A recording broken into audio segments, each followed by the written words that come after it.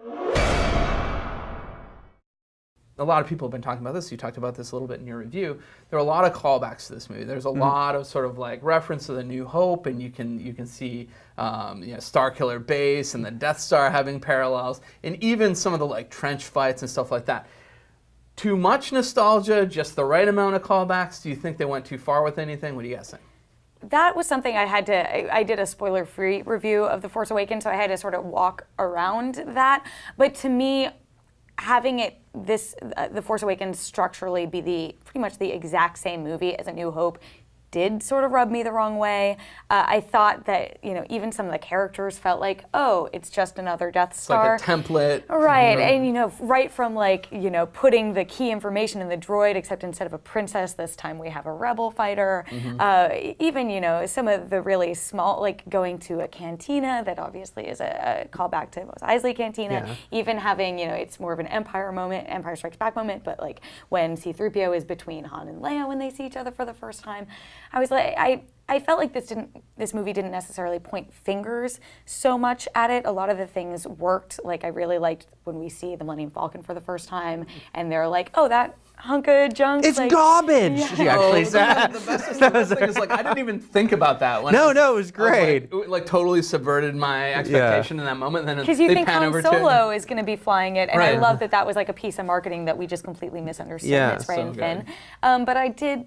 It took me out of it a little bit because, when we got to the part that, again, spoiler, I'm going to say it every time before I say it because it's such a big deal, but like before Han Solo died, when he was like walking out over the walkway, I was like, oh, come on. There's no other place for like a father and son to fight in all the galaxy than like over a massive like cavernous Guardrails hole. are also not popular. I was like, come on, you guys. What function did that thing serve? This not one little safe. path across this humongous Do you think it's chasm. like It's called the bowling? confrontation Do you platform. think it's like bowling where you can like opt to have the bumpers up, but he just opted to have I would down? hope so.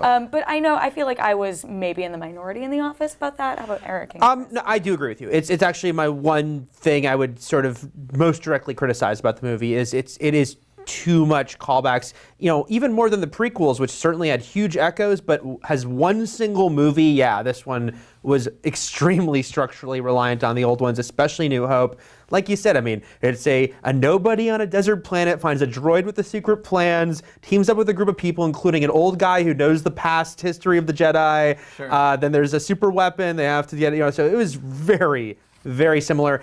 And to an extent, I was fine with that, but then there were sometimes I thought they went a little too far. And my biggest issue with it was probably the Starkiller Base, because it felt really like an afterthought. It did feel, it felt like they felt they needed to do it, but they didn't really have a lot of ideas for it. So it's like, oh, it's bigger than the Death Star, and it can destroy multiple planets at the same time. But there wasn't any weight to it. Dramatically speaking, weight to it. So that was the Starkiller Base aspect that I kind of felt, I wish they had something else to do. I was surprised that they went through that. Sorry, I'll be quick, but I was surprised they went to that point so quickly because I thought, we were talking about sort of how they killed the Republic all at once, which I thought was interesting because in A New Hope they overthrew the Senate off screen, and to me it felt like, oh, we're showing it, but it's the same idea. But I'm like, there's no Republic. Like the First Order has been destroyed. Is the entire next movie just going to be Luke training Rey? Like, what is there even left to do out there? Well, Snoke is out there, and I think that was the point. I feel like he was just the puppeteer of the entire First Order. Like that's how I felt about his character. Like he's the people who he is like actually wants to save because he's like, let's get this guy and this guy, get him in a shuttle, bring him over to me. And then I think everybody else they can just recruit and steal from people's parents and make them into stormtroopers. But I agree with you. I think the Starkiller Base was the bridge too far or whatever. It was kind of the thing where I was like, oh, and then we're gonna get the trench sequence, and it was all very cool. But it was the thing that I was like, we have to have more ideas like this. It worked in Return of the Jedi because it's like, okay, that's a callback. And of course they're going to try to rebuild this thing. Yeah. But like 30 years later, they rebuilt it, but it's like 10 times bigger. Right. And still just has one area to destroy the whole thing. Yeah, they got to fire their design team. That's what I'm saying. I want to hear like a record scratch and be like, wait, what? They designed this the same way again? Like Come on, learn from the history books, people. But I don't know. I mean, for the most part, the nostalgic beats really worked for me. And I feel like they were really, really careful not to go super cutesy with references. Like probably the cutesiest one was the trash compactor. And the chess. And yeah, which I was okay with. I thought that was the cute. chest, it just kind of came on, and he's like, oh, whatever. They just threw that away. But like the trash compactor thing was like, oh, that's spot on, right on the nose. Yeah. Though Finn was a sanitation worker, so it would make sense that he would know where that is. It did actually tie in. So yeah, I mean, I thought for me it was kind of.